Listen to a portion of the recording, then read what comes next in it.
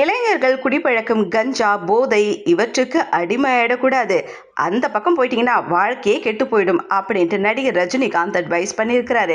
சென்னை விமான நிலையத்தில் அவர் கொடுத்த பேட்டியில, கமலோடு நான் இணைந்து நடிக்கும் திரைப்படத்தின் படப்பிடிப்பு ஆகஸ்ட்ல துவங்க இருக்கு. ஜெயிலர் 2 படம் வெளியாகும் தேதியை தயாரிப்பு நிறுவனம் முடிவு செய்வாங்க.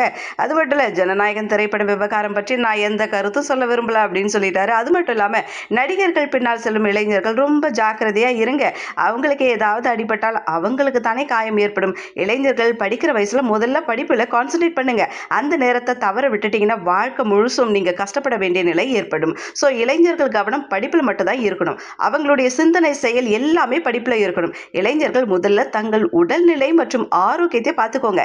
இளைஞர்களுக்கு நான் கொடுக்கக்கூடிய அறிவுரை என்னன்னா, முதல்ல குடிப்பழக்கம், கஞ்சா உள்ளிட்டதற்கு அடிமையாகி விடக்கூடாது. அப்படிப்பட்ட நண்பர்கள் கூடயும் பழகிடாதீங்க.